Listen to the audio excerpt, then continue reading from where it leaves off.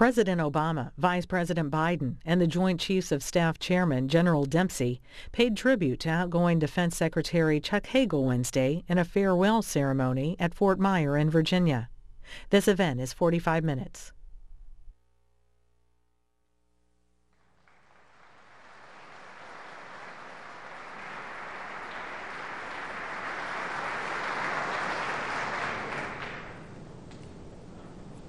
Well, ladies and gentlemen, before I begin, I'd like to ask you to join me in recognizing the incredible group of soldiers, sailors, airmen, Marines, Coast Guardsmen behind me. They are quite simply the best at what they do, whatever they do, to include putting on ceremonies like this. Thanks very much.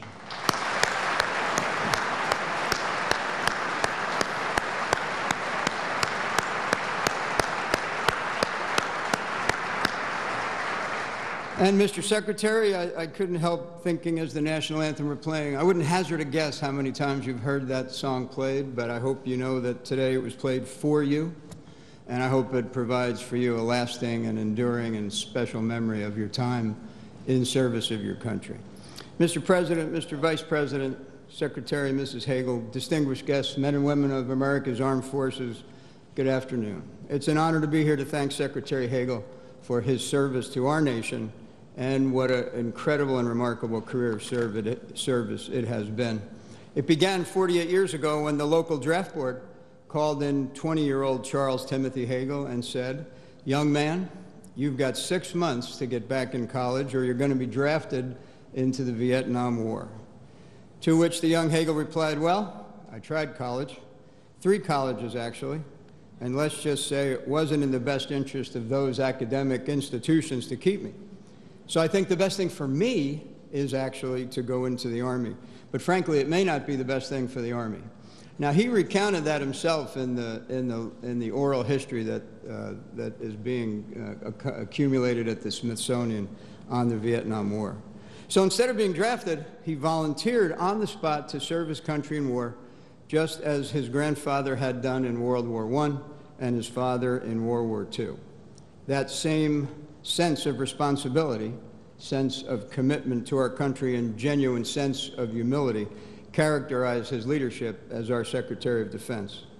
President Theodore Roosevelt once said, I've enjoyed my life and my work because I thoroughly believe that success, real success, does not depend upon the position you hold, but how you carry yourself in that position." It's unquestionable, then, that Secretary Hagel's lifetime of service in every position he's held is the very definition of success. Moreover, he'll be the first to tell you that his service was made possible by the love of his family, by Lilibet, Alan, and Ziller, and we thank you for your service, your sacrifice, understanding, and tireless support. And ladies and gentlemen, please give a round of applause to the Hagel family.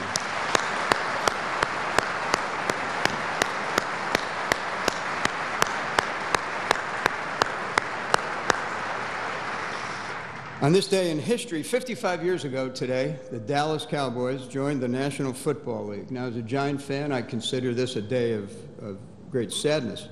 But this historical note is, of course, timely with the Super Bowl coming up in just a few days. Many of you probably don't know that long before he volunteered to serve in the Army, Secretary Hagel had aspirations to play football himself. Not for the Dallas Cowboys, of course. He wanted to play for the University of Nebraska Cornhuskers. Now, sports can teach many valuable lessons, and that same president, Teddy Roosevelt, also said, "In life as in football, the principle to follow is this: hit the line hard, don't foul and don't shirk, but hit the line hard." That's certainly the principle Secretary Hagel learned during his time playing fullback for the St. Bonaventure Shamrock in Columbus, Nebraska. It's also characteristic of how he hit the line hard when he became our Secretary of Defense. He hit the ground running and worked to ensure that our forces in harm's way had everything they needed in order to accomplish their missions in Afghanistan and around the globe. As new challenges emerged, from ISIL in the Middle East to Russian aggression in the Ukraine and Ebola in Western Africa to cyber, he provided leadership and strategic vision, ensuring that the department could respond quickly to keep our nation secure. And his leadership didn't stop there. He has reinforced the notion that we who work in the defense of our nation are called to live uncommon lives. Secretary Hagel has been an incredible advocate within our government and with the American people for us, delivering on his promise to keep faith with our service members, our civilian personnel, and their families. He's led by example, and he made tough decisions in trying times. He's a devoted family man and an exemplary person. He's a man of character, the type of character that was forged by a working-class upbringing that valued hard work and perseverance. He's been tested in the crucible of combat and honed his career during a life of service to the nation. His resolve is simply as solid as steel. But his love of his country is even stronger, a truism embodied in the shrapnel that still resides in his chest, a permanent reminder of his sacrifice for America. At that draft board in Columbus, Nebraska, a 20-year-old Charles Timothy Hagel made the decision to volunteer because there was a war going on and he felt a responsibility to serve. But he also wanted to set a good example for his 3 younger brothers. Reflecting on that decision, Secretary Hagel said, "My father had suddenly passed away, and I just wasn't coming together the way that I should." Well, today, we can say, without question, that he came together all right, and I'm certain that the old World War II B-50, B-25 tail gunner, Charlie Dean Hagel, would agree. Mr. Secretary, we thank you for your leadership and for your example. I am proud to have served by your side, and it's now my honor to introduce the Vice President of the United States.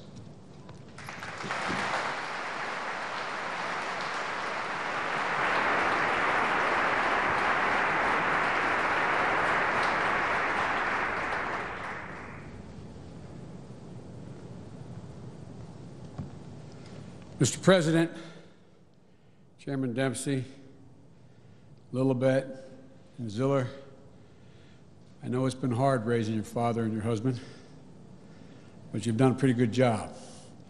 And Chuck, there's no one I know who, and I mean this sincerely, we've been friends, close friends for a long time.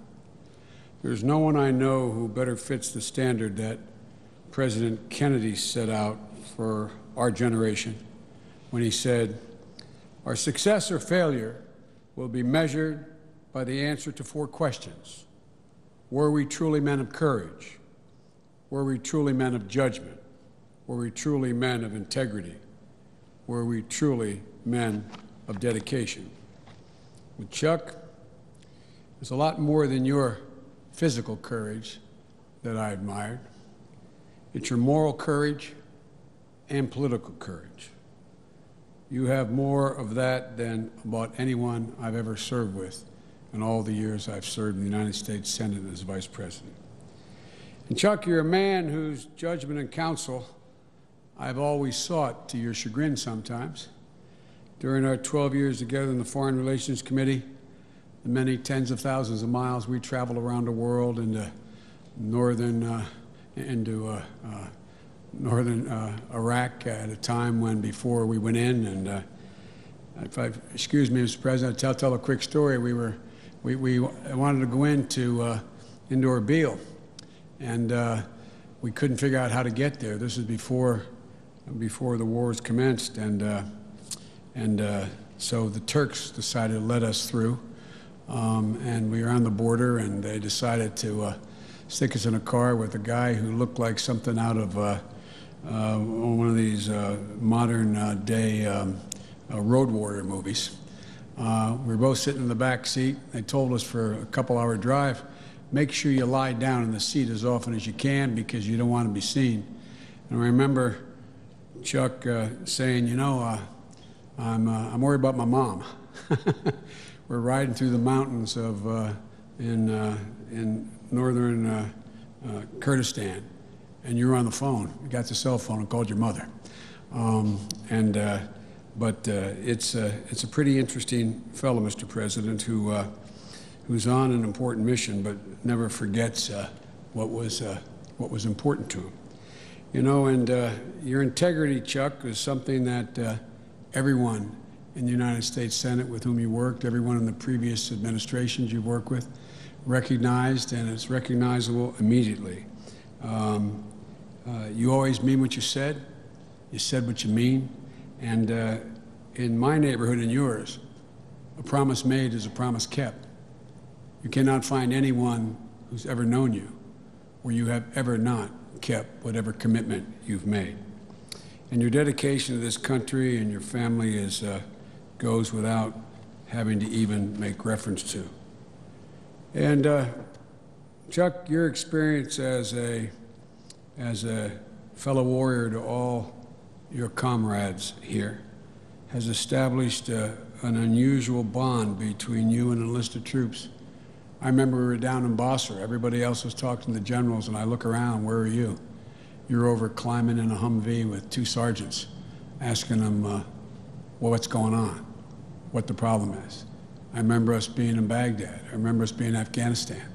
Always walking away and talking to the rank and file troops, because you know, they knew it, they understood it. You got the straight scoop. And you've also known, Chuck, which is, I think, not unique, but critically important, something the President understands and has exemplified, that we not only lead the world by the example of our power, but by the power of our example. You've understood to your core that America's power and prestige ultimately rests upon the men and women in uniform that are assembled here today and others. And you feel, as I do, as all of us do in here, we have a lot of obligations as a country, but we only have one truly sacred obligation. Literally one sacred. We have obligations to the needy, to the elderly, to those, to educate our children, but only one truly sacred obligation.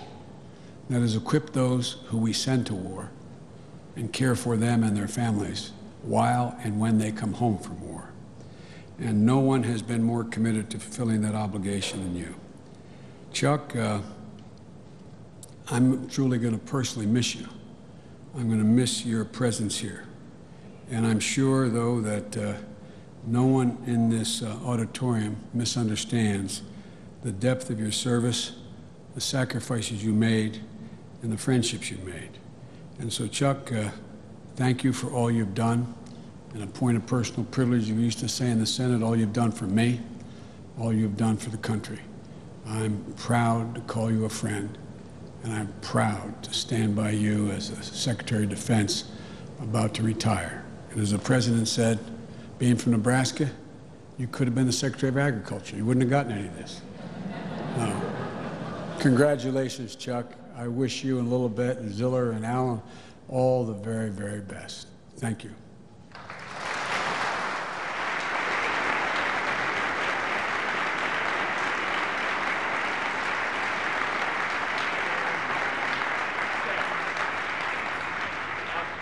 Chuck.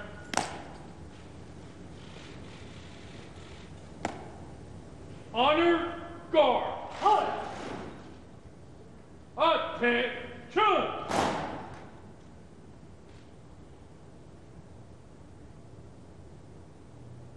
Ceremonial. At peace. Halt and at peace.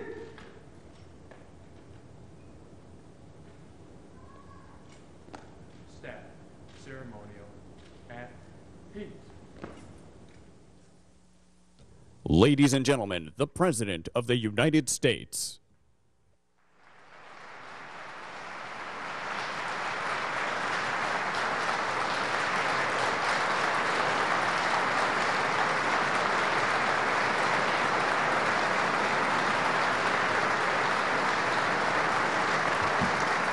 Thank you. Good afternoon, everyone. Michelle and I, as some of you know, just spent the past few days in India. I returned about 3 o'clock this morning. So I don't know exactly what time it is or what day it is. But I was determined to be here with you this afternoon to honor and celebrate a great friend to me and to all of us. In October of 1967, President Lyndon Johnson traveled to a military base in New Mexico to review a top-secret weapons program. and he went down to the White Sands missile range and out to the testing grounds. There, out in the desert, the President watched as soldiers demonstrated what would later become the famed Stinger missile. And one of those soldiers was a 21-year-old private from Nebraska named Charles Timothy Hagel. Now, the Secret Service does not usually let me get too close to an active weapons system. It makes them nervous. But clearly they did things a little differently back in LBJ's days. And Chuck, I can only assume you were careful not to point the missile at the President, because what followed was a life of dedicated service to our nation spanning nearly 50 years. Vice President Biden, members of Congress, General Dempsey, leaders from across this department, members of the Joint Chiefs and service secretaries, to the men and women of the greatest military in the world, we gather to pay tribute to a true American patriot. And let me assure you that I checked with the Secret Service, and Chuck will not be demonstrating any missile launchers today. As we all know, and we've heard again, Chuck loves Nebraska. The Cornhuskers, red beer, Runzas, I don't know what those are, but I hear they taste pretty good. But above all, what Chuck loves most about his home state is the people, his fellow Midwesterners. There are just under 2 million people in Nebraska. There are more than 7 billion people on the planet. But as so many of our troops have found out themselves, no matter where Chuck goes in the world, if you are from Nebraska, he will find you. And he'll talk with you and listen to you and ask you about your family back home, and chances are he knows them too. So today is a celebration of a quintessentially American life, a man from the heartland who devoted his life to America. Just imagine in your mind's eye the defining moments of his life. The kid from Nebraska who, as Marty said, volunteered to go to Vietnam. The soldier outside Saigon rushing to pull his own brother from a burning APC. The deputy at the VA who stood up for his fellow Vietnam vets who were exposed to Agent Orange. The senator who helped lead the fight for the post-9/11 GI Bill to give this generation of heroes the same opportunities that he had. I asked Chuck to lead this department at a moment of profound transition, and today we express our gratitude for the progress under his watch. After more than 13 years, our combat mission in Afghanistan is over, and America's longest war has come to a responsible and honorable end. Because of Chuck's direction, a strategic review has made difficult choices in a time of tight budgets, while still making sure that our forces are ready to be called on for any contingency. Today, our troops are supporting Afghan forces. They continue to face risks, and they remain relentless in their pursuit of al-Qaeda networks. They're leading the coalition to destroy ISIL, a coalition that includes Arab nations in no small measure because Chuck strengthened key partnerships in the Middle East. And under his leadership, our forces in West Africa are helping to lead the global fight against Ebola, saving lives and showing American leadership at its very, very best. Even as we've met these pressing challenges, Chuck has helped us to prepare for the century ahead. In Europe, a stronger NATO is reassuring our allies.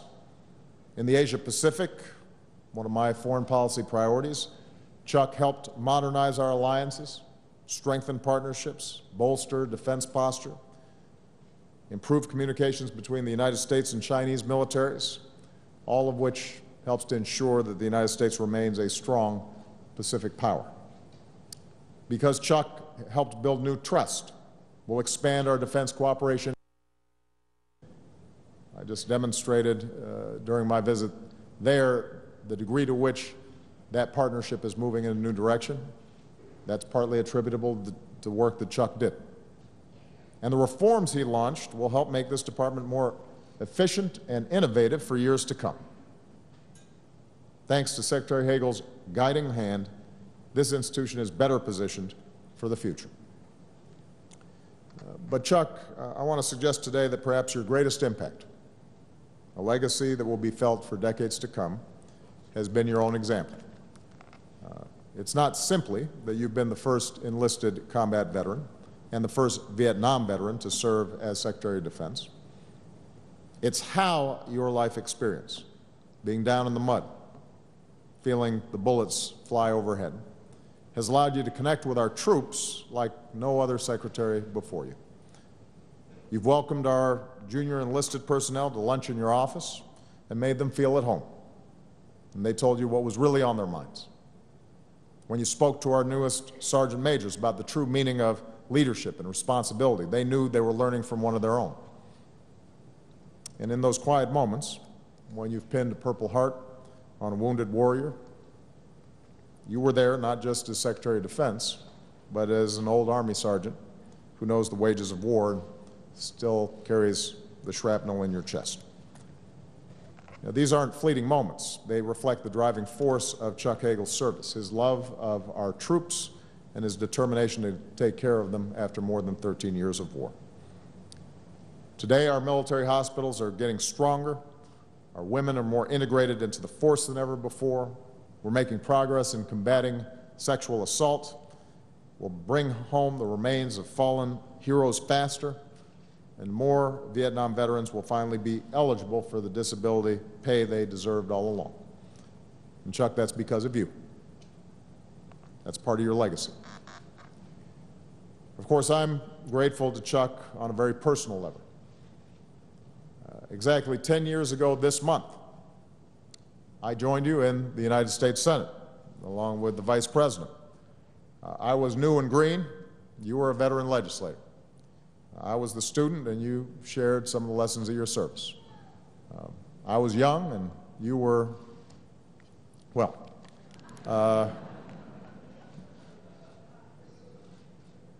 and though we came from different parties, we often saw the world the same way, including our conviction that even as we must never hesitate to defend our nation, we must never rush into war. We both believed that America should only send her sons and daughters into harm's way when it is absolutely necessary, and when we do, we make sure they've got everything that they need to succeed. We've got a mission that is worthy of their sacrifice. You know, in an era of politics that too often descends into spectacle, you've always served with decency and dignity. And in a town of outsized egos, you've never lost your Midwestern humility.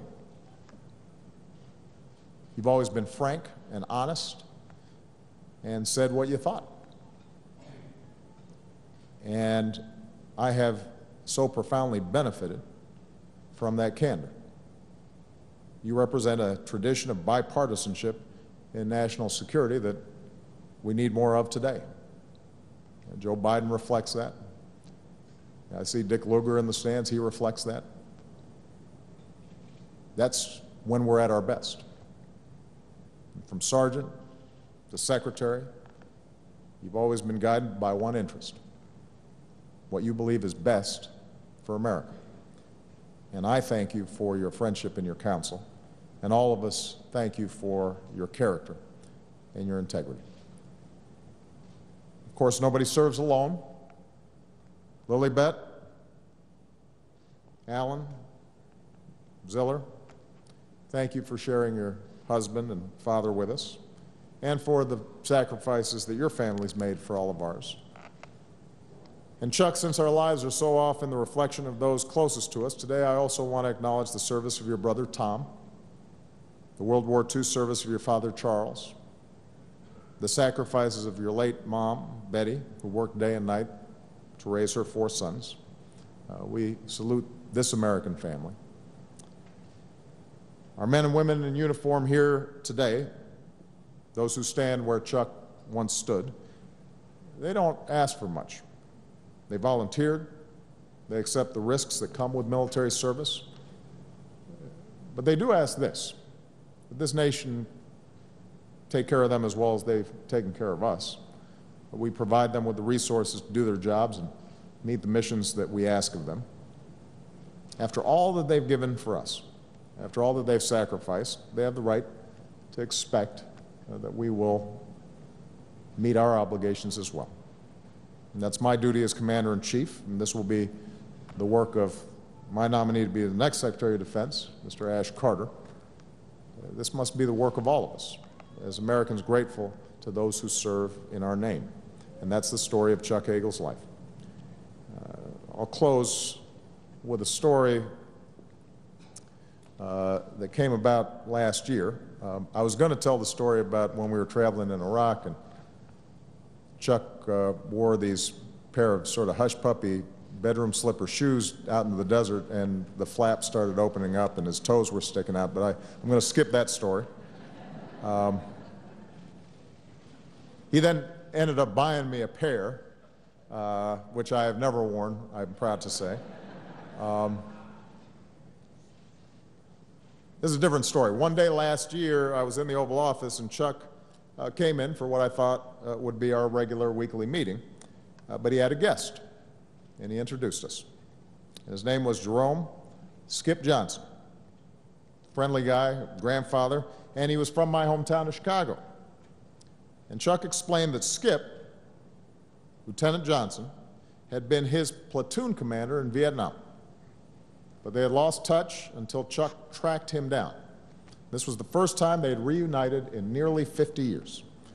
And Chuck just wanted to bring Skip to the Oval Office to say hello to the President, to meet his family, including his young grandsons. And Chuck told me about how it had been 1968 with protests and race riots back home causing tensions among our troops in Vietnam. And Chuck's unit was mostly white, but Skip is African American. And as the platoon commander, he was not going to tolerate division or distrust. And he went to his men and made himself clear, we are all Americans. We're going to live together, we're going to take care of each other, we're fighting together, we're going to get each other's backs, let's get it done. And at that moment in the Oval Office, as these two soldiers stood before me, with Skip's grandsons looking on, it wasn't lost on any of us how far our nation has come. And I want to thank Chuck for that moment, because part of the reason we've traveled that distance is we've had men like Chuck Hagel serving and representing what's best in America. In moments when we are tested as a military, as a nation, sometimes we get distracted by what divides us and lose sight of what unites us. And at those moments, we can draw strength from the example of a sergeant from Nebraska and a lieutenant from Chicago. We are all Americans. We live together. We sacrifice together. We take care of each other. Sometimes we have to fight together. Ladies and gentlemen, I want to introduce to you my friend, our 24th Secretary of Defense, and an outstanding American, Mr. Chuck Hagel.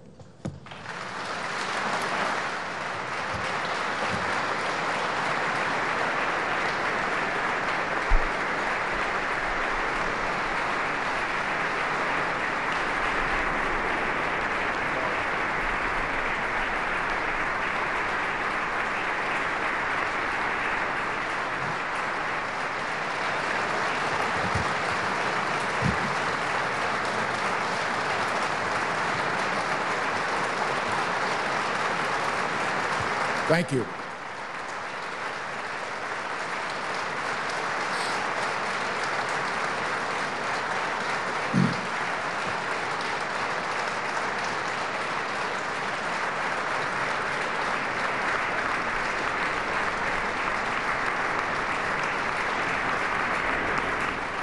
It's about enough. It's enough. Thank you. Actually, I think we can all go home now. Mr. President, thank you. I'm very grateful to you for many reasons. First, thank you for being here today. I know the kind of schedule that you have been on and the length of the trip, the intensity of those visits, and to make this effort today means an awful lot. Thank you. I want to also thank you for giving me the honor of serving you and the American people as Secretary of Defense. I will always be grateful, always grateful for that opportunity. And Mr. President, thank you for your strong leadership at a very difficult time in our world that requires wise, steady, careful leadership. You have and you are providing that leadership, and I have been very proud to serve with you in the Senate, in particular over the last 2 years as your Secretary of Defense. Vice President Biden, thank you as well for being here today. I have not forgotten some of the stories that you told. I recall very well us calling my mother on that trip through the mountains of Iraq, and I remember you wanted to speak with her. And hours later, she never forgot that, Mr. Vice President, and was so proud of that phone conversation. And so I thank you for your generous reaching out to my mother at a very difficult time for her, because she was gone about a month later. So thank you. One of my greatest joys during my time here in Washington has been development of our friendship. And as you have noted and the President has noted, our time together, the three of us on the Senate Foreign Relations Committee. Secretary Kerry is here today, who knows a little something about this business. And to you, Secretary Kerry, thank you. I include you in those days. Our former chairman, Chairman Lugar, is here as well, and to Dick Lugar, thank you. As you have noted, there are special people in our lives that we benefit from, and certainly Dick Lugar is one of those. I think that we all have benefited a great deal from. And Vice President Biden, thank you for your years of service to this country as well. Chairman Dempsey, it's been a great privilege for this old sergeant to have worked side by side with a general of your character and your courage. I've been very fortunate to have you as my partner in this job, especially during those self-help and educational opportunities called congressional hearings. I was always reassured in each of those hearings as we would drive to the Hill in the morning, knowing that Marty Dempsey was next to me. And for what you have meant to our military, Marty, and what you continue to do for this country, thank you very much. I see another great icon of the United States Senate with us today, Senator John Warner, who we all worked closely with and benefited from, and to our distinguished colleagues, Senators Warner and Lugar, welcome and thank you for what you've done for this country, as so many of you here today. And I'm grateful that you would take the time to visit us on this occasion. To the chiefs of the services, our senior civilian leaders, and the combatant commanders, thank you. Thank you for your unflagging service and your leadership and your commitment to this country. I want to particularly acknowledge Bob Work. Bob Work, our Deputy Secretary of Defense. I thank him for his leadership and our strong partnership over the last year. And my appreciation as well to Ash Carter.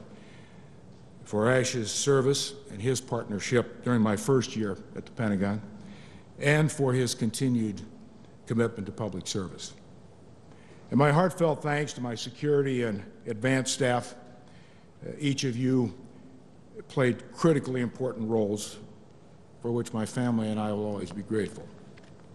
To my personal staff and those in the office of the Secretary, you've been indispensable in helping me carry out my responsibilities, and I thank you. And to the men and women who serve our country and their families, whose service and sacrifice is unequaled, you have my deepest gratitude. We salute your high purpose in defense of our freedoms and our values. Every day you wake up and you go to work knowing that this department alone is charged with one fundamental mission: the security of this nation. It's been my absolute privilege to have been on your team. Over the past 2 years, I've witnessed the courage and dignity of America's servicemen and women all over the world. I've seen young enlisted and young officers do their jobs, realizing that how they do their jobs is just as important as the job itself. I've seen senior officers and senior enlisted realizing that their role models may be their highest responsibility of all. And I've seen the enduring devotion and commitment of their families, the mothers, the fathers, husbands, wives, children, and the sacrifices that they willingly make for our country. Their individual commitment to the greater good and strength of the institution has been a complete inspiration to me in every way. They understand that it's people who build and strengthen institutions and make the world a better place. These are the reasons why America's military is the most admired and most trusted institution in our country.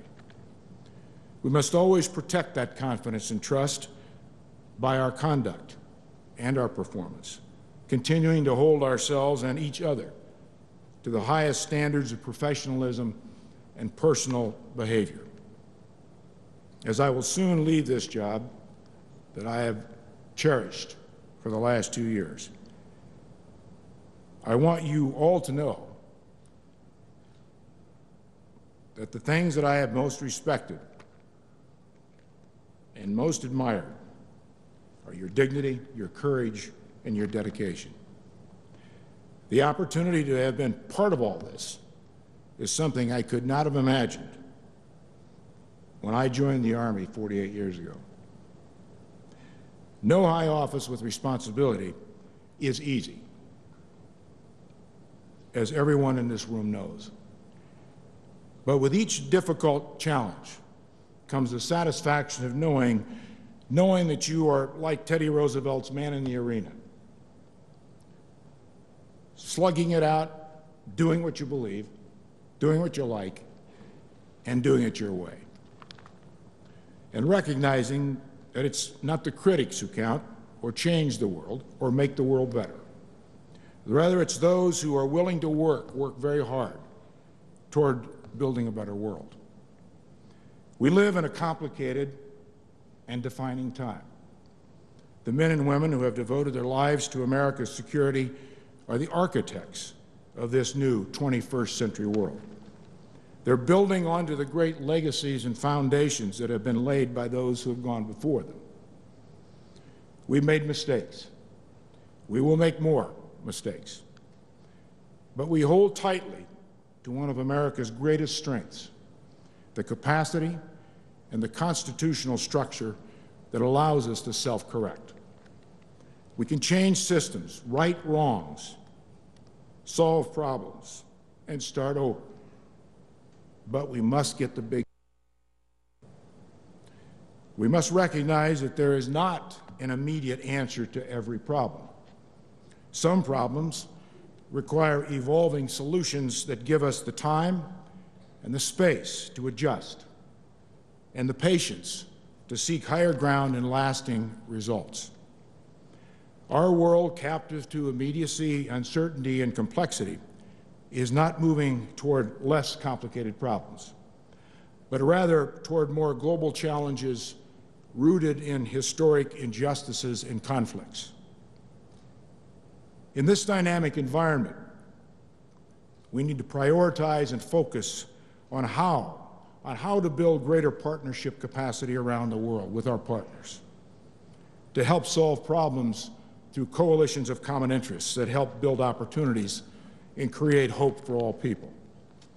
These are difficult and complicated tasks, but we have no choice. It will require steady, wise, and judicious use of American power, prestige, and influence. We must never fail to always ask the most important question when making decisions in policy. What happens next? With all of the world's travails and problems, it is still a hopeful world. This I believe. I want to thank my wife, Lilibet, with whom I have shared this remarkable 30-year journey. I could never have done this job without her by my side. And I'm especially proud of her work on behalf of military families and other important issues to the men and women of the military. I valued all of her many contributions to this institution, and I thank her deeply for helping me be a better Secretary of Defense. I want to also thank my daughter, Alan, my son, Ziller, for their constant support, encouragement, and always good advice, and helping me with the internet.